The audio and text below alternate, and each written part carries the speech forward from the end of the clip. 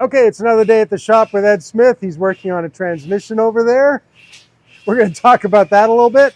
And we are going to fire up this flathead. He just put together a little extra special spicy build, 265. And that one's going with a 5-speed Tremec that is going back to Oregon. Okay, here we go. So Ed was just telling me this servo here applies pressure to the band that's back down in there, which we see right there. This band here, yeah. Huh. We put a new one in it. Yeah, so there's the old one. Okay. Yeah. Fuel filter. Oh, it's a new filter. Yeah. Okay. We're going to be nice too, and we'll put one in this hole too. Oh man, two. It's getting all the good treatment. Yeah. That goes to the governor. Oh, it goes to the We governor? don't want any dirt going in there. Right. It's got a cable that goes up to the carburetor. Right? And then you push it down, it's kickdown. Yep. Downshift. Right? So if you're going on our road 60 miles an hour, you want to pass and leave it, mash the gas pedal down. Yep. And it pulls this thing and it just downshifts. Right.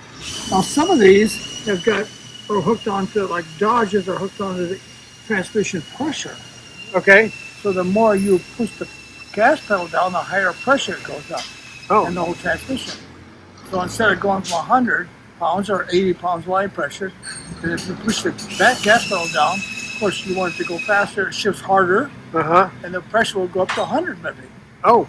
So this in here has a cable, goes in the side of the transmission right here. Okay. Hooks on this little lever right spring. Yeah. It goes inside the transmission, and just goes around and pushes that little lever right there. Oh, I see. That's how it works. Yeah. So when it plunges down, what happens? It has nothing to do with the pressure. Okay. It's just downshifts. Okay. No more than if you take take the shifter and pull it down to the second every time you want to pass somebody. Okay. Same thing. Okay. So sometimes on a hot rod, if they don't want that cable messing around with the carburation, it's hard to hook up, we just put a freeze plug in there and take this little wire off here. Oh, just eliminate it. And just take the wire off. Okay. Plug it, so anybody can plug it back in again. Uh-huh. You don't have that cable going up there. And the 700Rs now are real sensitive because the more you pull that cable, the pressure goes up and really sensitive to the overdrive transmissions. Oh. Okay. So you hear that all the time. It says, if you don't get your cable adjusted right, you burn the transmission up, and you will. Wow. That's really fussy. Hey, you know, while you're looking at this, let's show people. You were telling me how the detents on the transmission shifter work. This is a spring right here that just keeps the roller intact. And then this is all your shift levers, the shift points. When you shift your lever there, it goes in and has a big long valve right here in the transmission. You see that valve moves up and down. That's just a manual valve. So that looks like park right there. And that would probably be park, yeah. Okay. Or low, and then park's back, that is park. And see this, and park runs this other lever down here, big long lever, and this spring goes back here and locks the transmission. Oh, that's the park That's the crawl, park, or yeah. whatever they call there that. it is, and it locks the transmission. So you Oh, can't I turn see. It. Yeah, right there. Uh-huh. It's actually, if you think about it, it's actually pretty straightforward. Yeah. And it don't move and say this other one. Yeah. That's pretty simple. Now we know what's going on inside. Yeah, click, click, click. And this Turbo 350 Chevrolet Chevy transmission. Yep. Yeah. Very good. Pretty simple transmission. I love it.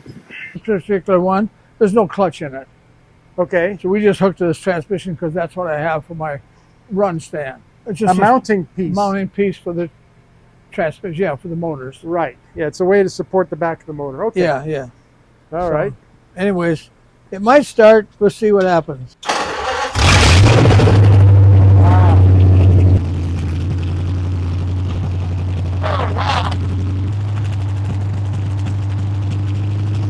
That is smooth. The one comfortable bit and the one smooth again. Yeah.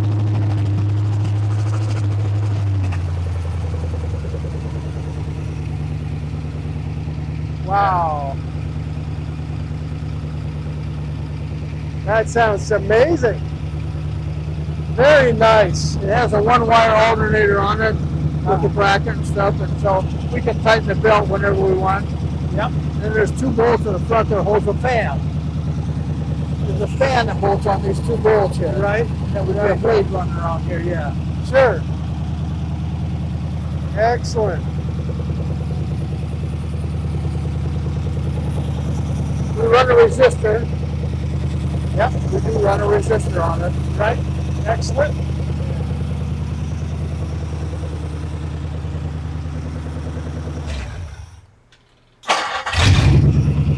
There you go. Yeah.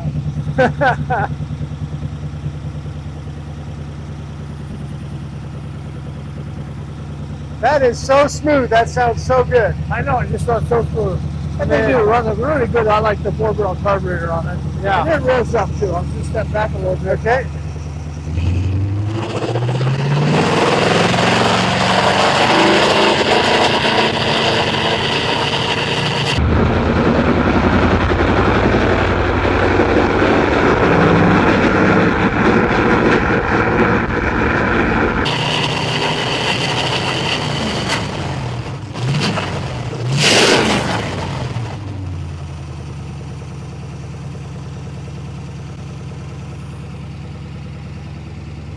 You know, never mind the oil pressure gauge. We need a tachometer on that thing. Yeah.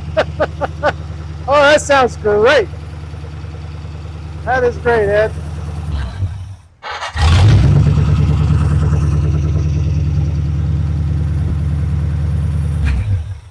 Wow, that's beautiful. It starts right up.